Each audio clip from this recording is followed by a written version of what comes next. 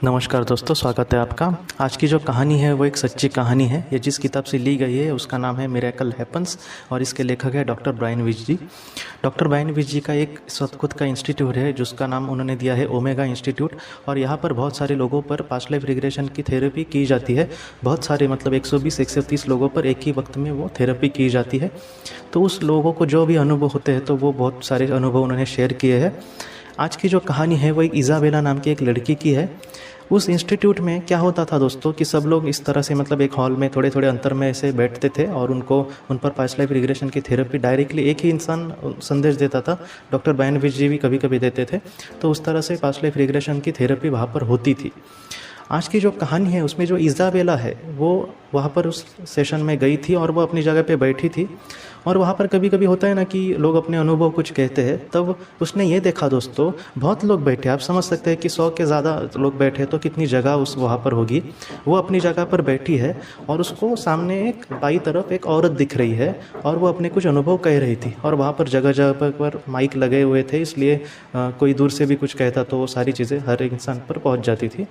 वो जो औरत बोल रही थी, जो इसको इज़ाबेला को दिख रही है, वो ये कह रही थी कि उसकी जो बेटी है वो इस दुनिया से चली गई है। उसको कैंसर हो गया था और वो इस दुनिया से कुछ महीनों पहले चली गई थी।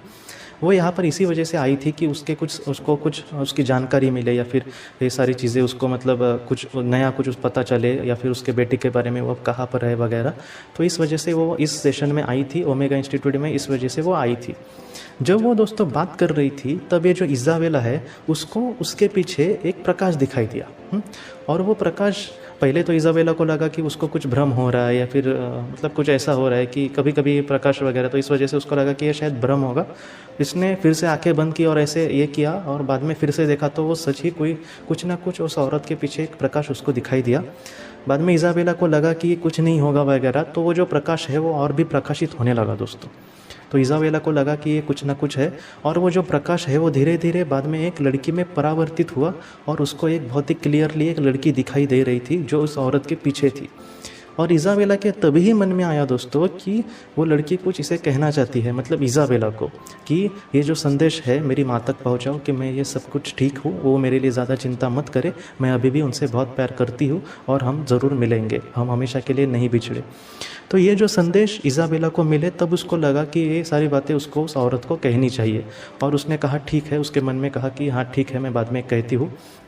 बाद में वो सेशन वगैरह दोस्तों ख़त्म हुआ और बीच में ब्रेक हुआ। ब्रेक में आपको पता है कि वो बाहर वगैरह लोग थोड़े से टहलने जाते हैं। तो दोस्तों इत्तेफाक की बात यह है कि उस हॉल में सिर्फ 3 ही लोग बचे थे। टहलने के लिए बाकी सब लोग गए, लेकिन 3 सिर्फ लोग उस हॉल में बचे थे। और वो हॉल जो था वहाँ पर 3 लोग कौन थे, तो एक थी इज़ाबेला, क्योंकि उसको उस औरत को बतानी थी बातें। दूसरी थी वो औरत, उस लड़की की माता, और उस लड़की के पिता। ये 3 सिर्फ वो लोग वहाँ पर थे। और इज़ाबेला ने भाग भाग कर गई वहाँ पर और उनको ये सारी चीज़ें कही। और ये जब सारी चीज़ें कही तो वो तीनों दोस्तों रोने लगे कि कितने भावुक क्षण थे ये। तब उस लड़की की माँ ने, उसके पास फ़ोटो था उस लड़की का, वो निकाल कर इज़ाबेला को दिखाया। तो इज़ाबेला ने उसको पहचान लिया कि जो प्रकाश में उसको जो लड़की दिखाई दे रही थी वो खुद उनकी ही बेटी थी दोस्तों। और उसके जो पिताजी थे उन्होंने ये भी कहा कि मेरा इन सारी चीज़ों पर यकीन नहीं था, लेकिन उन्होंने तो यही सोचा था कि मैं सिर्फ अपनी वाइफ को ही यहाँ पर भेजता हूँ। लेकिन उनके मन में क्या आया कुछ पता नहीं, उन्होंने कहा कि चलो मैं भी चलता हूँ। तो ऐसे ही करके वो आए थे, उनको इतना विश्वास नहीं था, लेकिन अब उनको पूरी तरह से ये सारी चीज़ें पता चली। बाद में उस लड़की की माँ ने ये कहा कि जब ये ब्रेक हुआ था तब वो चाह रही थी कि वो बाहर जाए, लेकिन उसके पिताजी कहे कि उसके हस्बैंड ने कहा कि नहीं, हम नहीं जाते, हम यहीं पर रुकते हैं। तो ये भी थोड़ी सी इत्तेफाक की बात ही है, लेकिन नहीं तो इज़ाबेला उनको कही देती थी अगर वो बाहर भी मिलते तो। लेकिन जो सारी चीज़ें हैं दोस्तों वो कितनी एक दूसरे के साथ घटित होती है।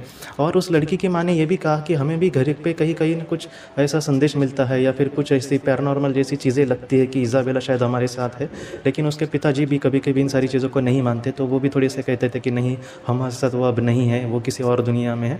लेकिन इज़ाबेला ने उनको यकीन दिलाया है कि वो हमेशा उनके साथ है और वो वहाँ से उनको प्यार भेज रही है। और इज़ाबेला ने भी उस लड़की के आभार प्रकट किए कि इस अच्छे काम के लिए, इसने अच्छे संदेश उनके पालकों को, उनके माता पिता को देने के लिए उसने उसका चयन किया था। और इज़ाबेला को भी ये बात बहुत ही अच्छी लगी कि कहीं ना कहीं वो दूसरों को खुशियाँ दे सकी। और इन सारी चीज़ों को उन तीनों को बहुत ही खुशी मिली दोस्तों।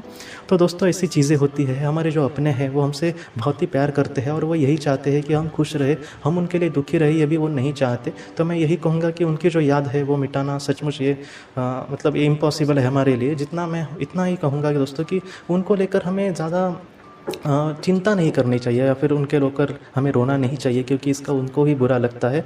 हाँ, वो हमारे जीवन में था लेकिन हम उससे फिर भी मिलेंगे। ऐसा मिलना बिछड़ना इस दुनिया में चलता रहता है और इसी तरह से हम सफ़र करते आगे बढ़ रहे हैं।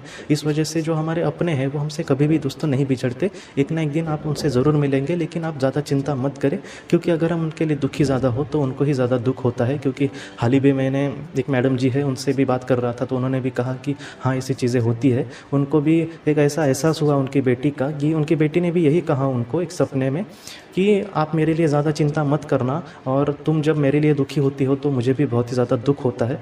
तो और ये संदेश इतने स्पष्ट थे कि उन्होंने कहा कि हाँ वो सच में उनकी ही बेटी थी दोस्तों। तो इस वजह से मैं आपसे कह रहा हूँ कि आप भी उनके ही तरह मतलब ज़्यादा चिंता मत करो। वो जहाँ पर भी होंगे आप यही प्रार्थना करो कि वही सुखी होंगे और आगे का जीवन जीने के लिए हमें ईश्वर किसी तरह से आप शक्ति देना और हमारे जीवन का सार्थक करना। ऐसे ही आप प्रार्थना करें, कहीं ना कहीं ये सारी चीज़ें आपसे घटित होगी और आप भी एक अच्छी जीवन जी सकोगे और आपके जो अपने हैं वो भी आपके लिए बहुत खुश रहेंगे। दोस्तों, आज की इस वीडियो को लेकर अगर आपके कोई भी सवाल हो तो आप ज़रूर पूछें, जितना हो सके मैं उसका जवाब देने की कोशिश करूँगा।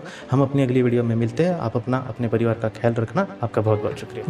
ज़िंदगी की रोशनी ये एक कंसल्टेंसी है जो ऐसे लोगों को मदद करने की कोशिश करती है जिन्होंने किसी अपने को खोया है या फिर जो लोग अपने जीवन में बहुत ही ज़्यादा दुखी है। जो लोग इस संस्था के साथ जुड़ेंगे उन्हें पास्ट लाइफ रिग्रेशन की ऑडियो, ध्यान करने के लिए 5 ऑडियो, 10 ऑडियो बुक्स और उसके साथ साथ PDF किताबें, मतलब ऐसी किताबें जो मोबाइल या फिर लैपटॉप या फिर कंप्यूटर पर आप पढ़ सकते हैं, ऐसी किताबें उन्हें ईमेल पर या फिर व्हाट्सएप पर भेजी जाएंगी। जो लोग इस संस्था के साथ जुड़ना चाहते हैं वो कृपया इस नंबर पर व्हाट्सएप मैसेज करें। आपका बहुत बहुत धन्यवाद।